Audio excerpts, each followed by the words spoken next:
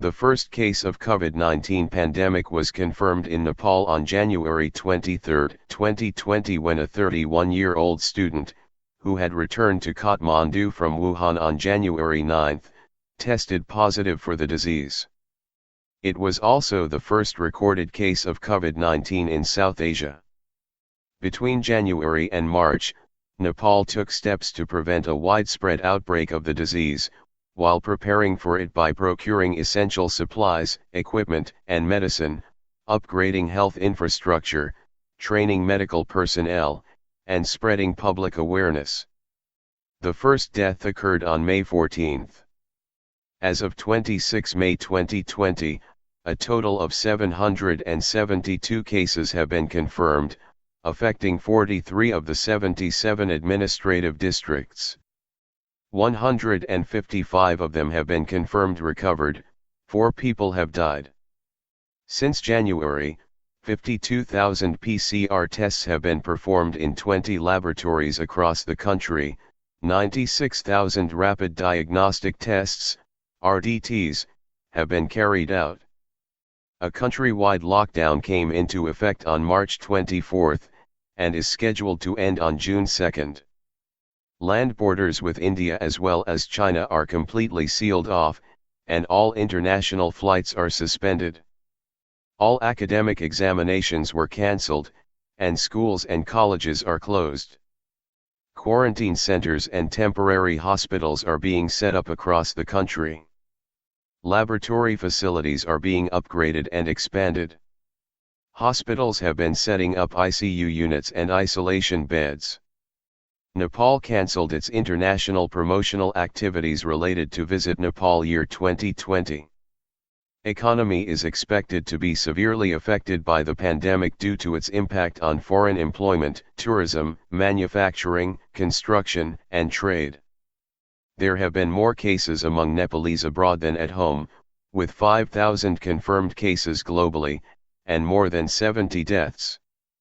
Even though it was prevented from spreading by shutting down in time, when people enter Nepal from the open border with India, it is now spreading at a fast pace.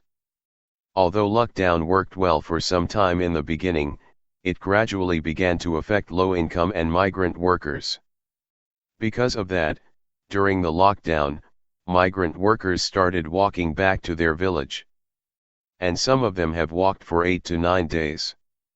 The scenes of thousands of young, children, old and pregnant women walking back to home on the highways were very heartbreaking. In such a situation, the local people provided food, water, and shoes for them, giving examples of humanity. Even in such a difficult situation, I am seeing some positive hopes. Nowadays, workers from various major developed cities in the country and abroad have returned to their villages. Because of lockdown, everyone has been able to look back on their lives, to think once again about their future. In this difficult situation, everyone feels that the importance of their own place has increased a lot. Friends who have been away for years have the opportunity to gather in one place, and there will be an environment where they can exchange the knowledge, skills, and education they have acquired in a developed place. At a time when everyone feels the need to do something in their own place, the exchange of experiences between these young people will create various opportunities in these remote places and increase employment. This will have a positive impact on the development of those remote areas as well as the national economy. Not only that, most of the people who have returned to their home, as well as others, have already started farming, even in small scale, anticipating a possible food shortage in the future.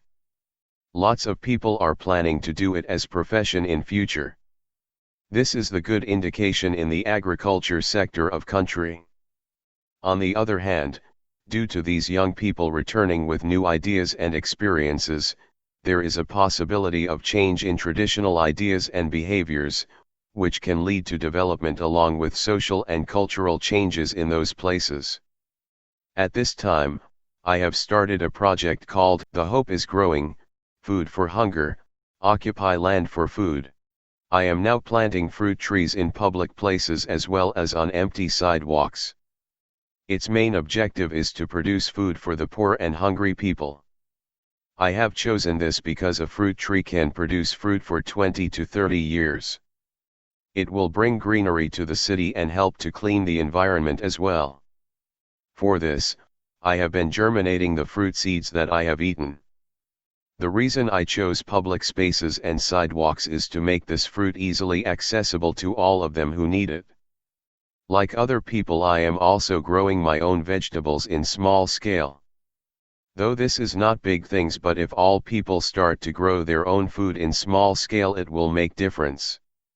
Apart from this, I am preparing online art learning materials to protect the children from the negative effects that may arise from this heterogeneous situation.